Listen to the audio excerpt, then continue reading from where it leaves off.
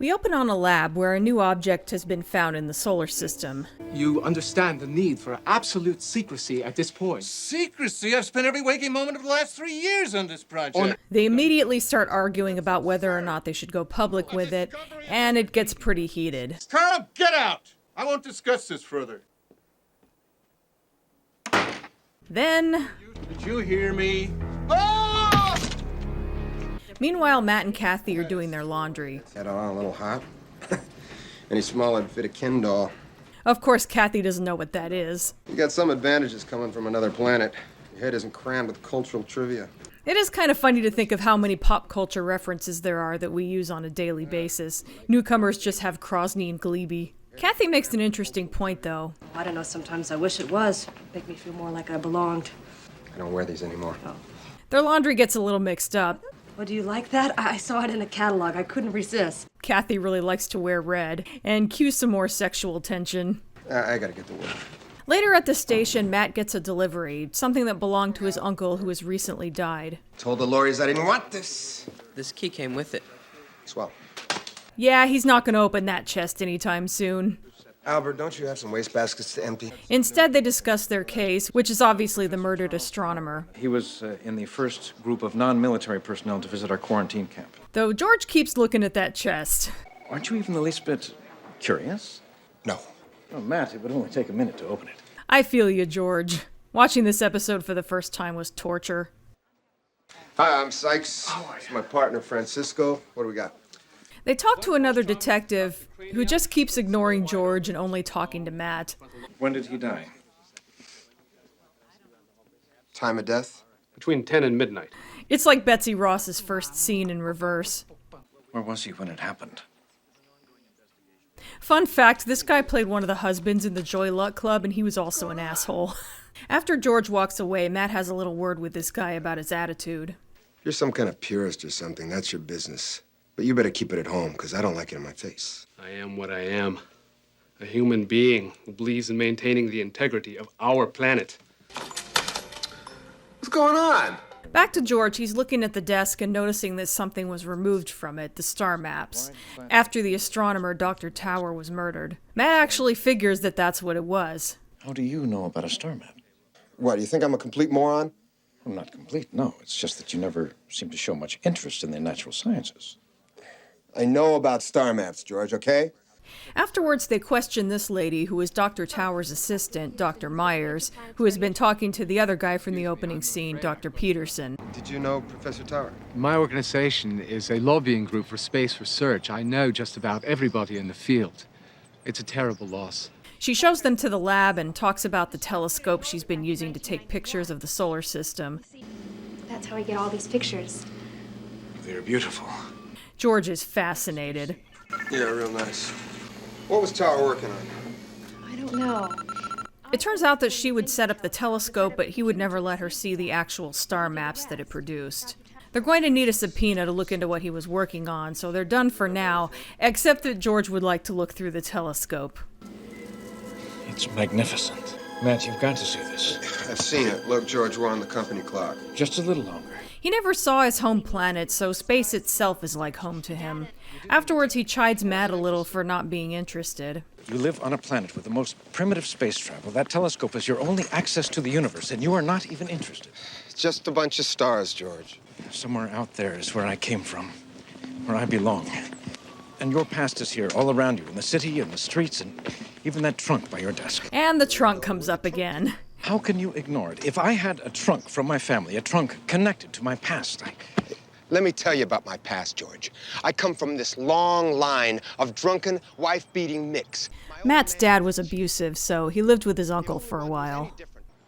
He was a sailor, a real stargazing poet. I lived with him for a while, and it was great. Like you, George, he just loved to look up at the sky. Got me hooked in it, too. And then one day, suddenly I'm 13 years old, and Jack ships off on a tanker. And that was it. Back to good old Dad. Yikes, no wonder he's mad about him. Okay? Okay. Okay. Later, it looks like Susan works from home, so that addresses my comment about her having gotten a job but also seeming to be home a lot. Anyway, George talks about how he dreams of their home planet despite having never been there. When I close my eyes, I think I can see it. 3 moons against a sea of stars. And blue. Fields of blue. He thinks he has a feel for what it was like. George, you've only been under the lamp 10 minutes. You know how irritable you are when you don't get enough UV. Also, newcomers need UV light, so that's interesting. I wonder if that's how they get their vitamin D or whatever their version of vitamin D is. I look up into the sky at night and I wonder how far away it is. What I would give to find out which star, just so I could say there, that is my home. Meanwhile, it looks like Dr. Peterson is in trouble with a newcomer. Take those away, would you? You know, there's a human expression you should remember. You can't make an omelet without breaking some eggs. Who turns out to be an overseer. Back to Matt and Kathy. She's helping him carry the chest to his apartment, and look how easily she carries it compared to how much he has to struggle. Look, I can handle it myself. He really hates how much stronger she is than him. By the way, that scene in the pilot where he rescues her from rapists has kind of aged badly after the creators decided that newcomer women are stronger than human men. Pretty sure this Kathy could have taken those guys. Anyway, she also wants to know what's in the chest. What is with you people? Were you bred to be nosy? I'm sorry. I guess it's none of my beeswax. Just what does that mean? Have I mentioned that I love Kathy? Anyway, she's having a party tomorrow and really wants Matt to come, but he's iffy about it. We'll see how tomorrow shapes up. Huh? All right. The next day, Matt comes into work and I've been reading this very interesting book, Pirates of the South Seas. Albert has been reading about pirates, so he thinks Matt's uncle was a pirate and maybe there's treasure in the chest. You opened it. No, I didn't open it. But then how do you know? The only treasure here is you, Albert.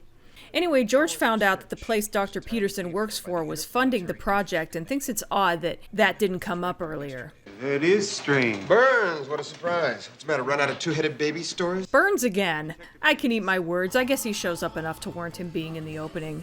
Hell, I think he's been in more episodes than Dobbs at this point. Frustrated scientist brutally murdered on the eve of his greatest triumph. And it turns out Burns knows something they don't. You tell me what you know, I'll tell you what I know. Civilized exchange of information. I got you, civilized exchange. We just subpoenaed Tower's computer files. We might have something this afternoon. Thank you, Francisco. You are a gentleman. Tower called a press conference just before he got bumped. Hey, Sykes, what's this I hear about a trunk? Even he wants to know about the damn trunk. So anyway, they go to question Dr. Peterson. He helped our cause tremendously. It turns out that Dr. Towers was trying to reach out to extraterrestrial civilizations. Did you know the Tower had called a press conference before he died? I have a very good idea. And now Dr. Peterson wants to talk to his lawyer. We're not charging you with anything. This is for your protection, gentlemen. You're saying you won't talk to us unless you have a lawyer? No. Yes. Later they look up Peterson, but he has a clean record, but they still think he's hiding something, so they follow him to a club I'm sorry, gentlemen, but we have a dress code. where they won't let them in. I'll wait outside, George. I'm afraid not. You must understand, this is a private club. You mean this is a restricted club? No newcomers? Matt. Ah, more racism. You know, who knows what kind of diseases these slags carry, huh? The things they eat. I hope you, don't let anyone... I'm talking over Matt's dressing down of this guy because he says a lot of racial slurs. It's to compare it to the racism of newcomers, so it has a point, but the algorithm doesn't know the difference. Keep up the good work.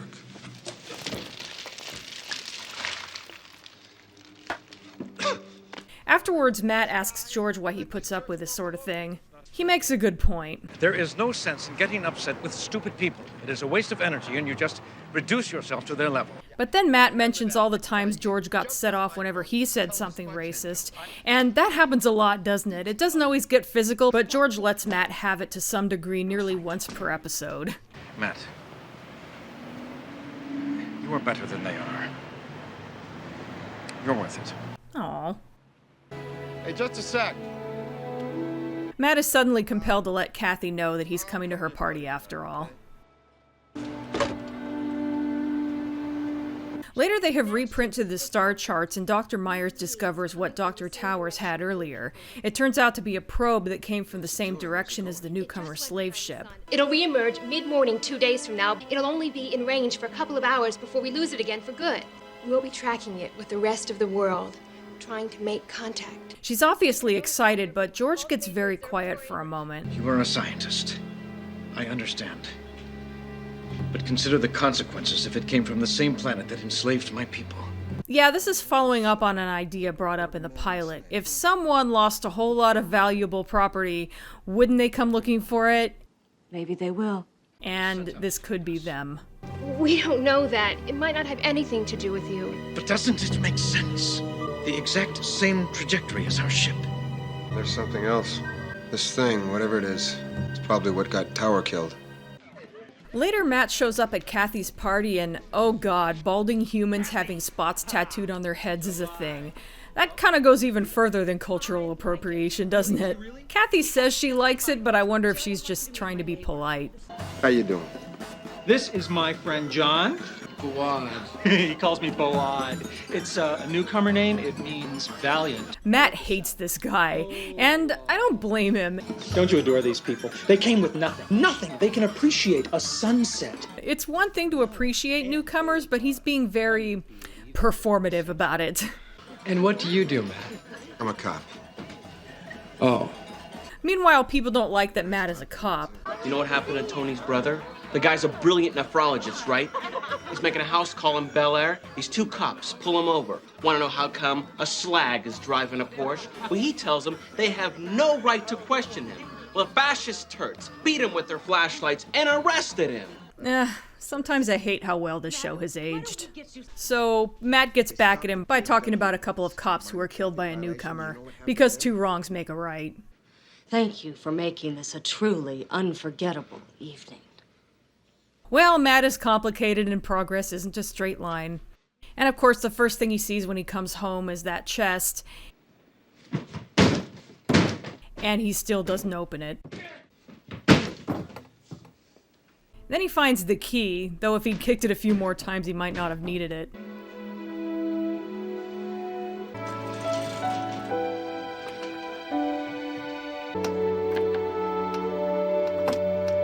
He does finally open it. And of course it goes to commercial. I'm serious, that made me so mad. The next morning, George didn't sleep well. Looking through that telescope. It was so beautiful. I forgot what else was out there. Now he's worried about the overseers finding them. Well, then we'll fight them. And we'll have everyone on Earth fighting with us. Are you so sure? George has definitely lost some of his optimism. Remember that fight he had with Buck in the pilot? He's sounding a little more like Buck now. I have to believe it, George. This world is our home now. Speaking of them living there, Susan has been thinking about something. Well, maybe we should have another child. A child born here. A child of this Earth. Our future, our people's future is here, George. Susan, do you realize what this would mean? An infant, all that work. I know. George, I only have 3 more cycles left. We won't have another chance after that. She's a little iffy about it, but George is all in. Don't forget the incubation time you'll have to put in with the pod. And boy, is that an episode. Could be easier this time. We have a house. Could be good for the whole family.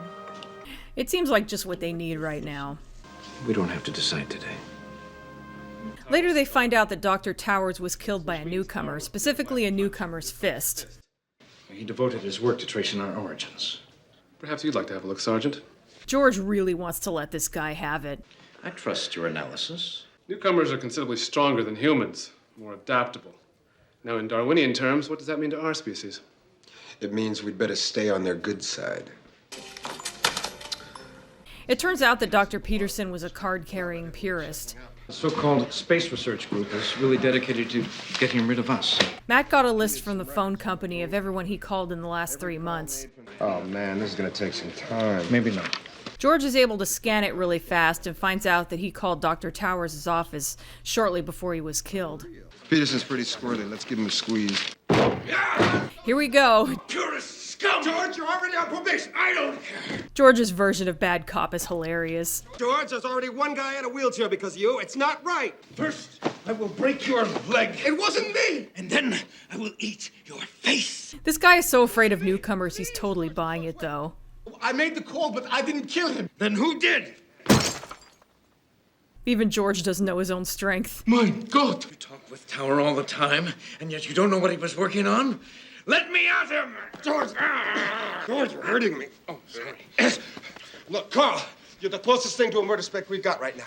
I happen to think you're innocent. Matt does a surprisingly convincing good cop, though. The trouble is, my partner doesn't think that. He leaves Peterson with his card and tells him to call him. Then I will eat your face? Where do you come up with that stuff? I thought that sounded quite menacing. We didn't achieve our objective, though, did we? I don't know. Carl's cracking. I think he just needs another night to sweat it out.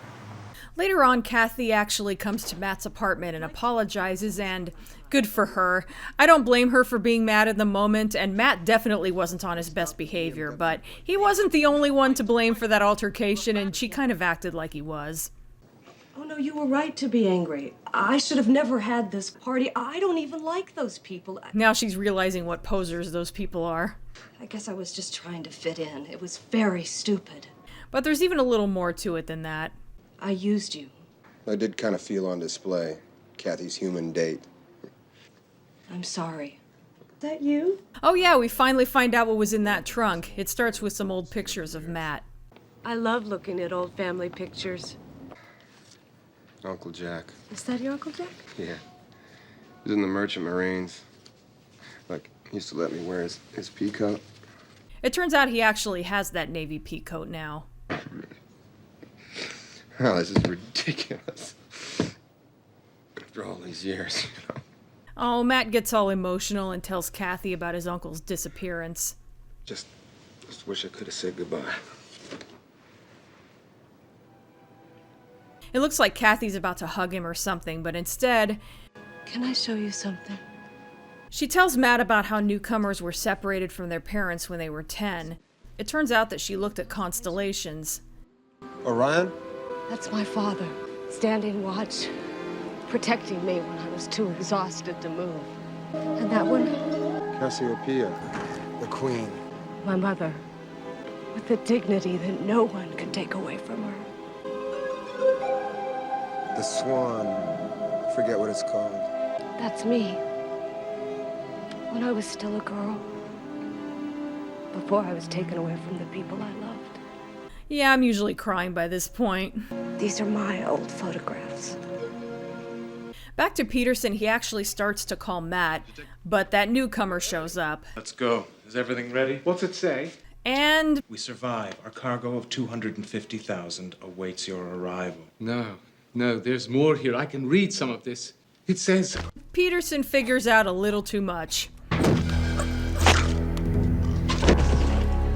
It turns out that the note was a binary code that the overseers used on the ship, and George can read it. We survive. Our cargo of 250,000 awaits your arrival, plus an additional 4 billion more. It turns out that not only were they going to take back the newcomer slaves, but enslave all of humanity as well. Meanwhile, the overseer is going to have Dr. Myers transmit that message. I'm not authorized to transmit. I'll have to confirm this with him. Damn. Access the transmitter. So she enters the message, and now there's a 2-minute countdown until it can go through. Matt and George show up with 19 seconds to spare. He hits send with 4 seconds left. The probe wouldn't have quite cleared the sun. Most likely the message was lost. Most likely. Most likely. Later, George and Susan talk about their home and their upcoming child. I may dream of our planet, but you're right. This is our home now. This strange, wonderful Earth. A child will bond us to it.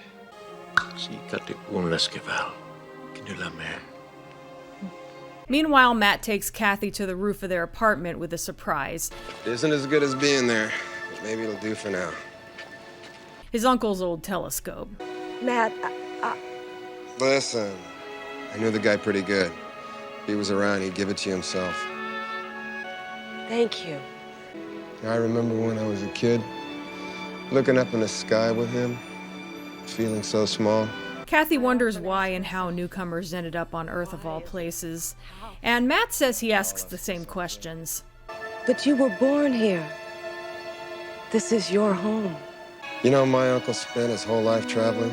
When you'd ask where he called home, he'd point right here. Oh, this ending was so sweet. Why don't you take a closer look at your family photos? And that's it for Contact. This is one of those episodes that's an interesting mix of sci-fi and humanity.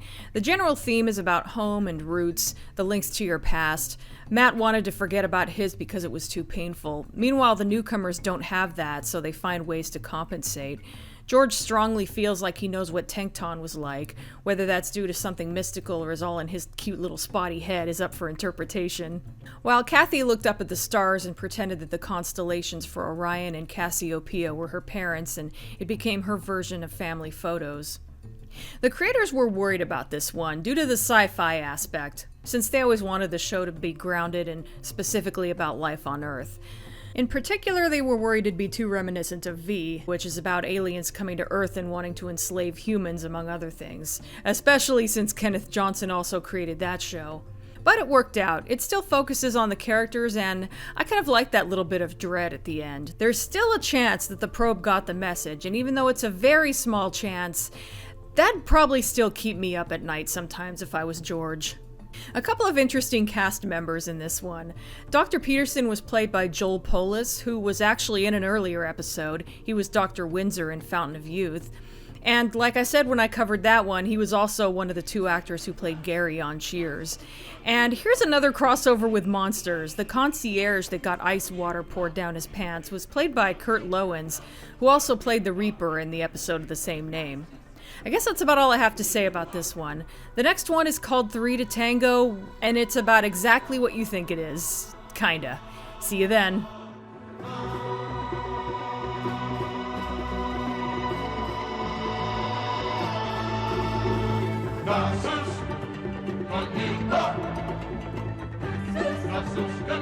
Hey, thanks so much for watching. Here's some other videos you might be interested in. Don't forget to like, comment, and subscribe. And if you want to further support my channel, there's also Patreon. Later they find out that Dr. Towers was killed by a newcomer. Newcomer? Am I trying to say cucumber?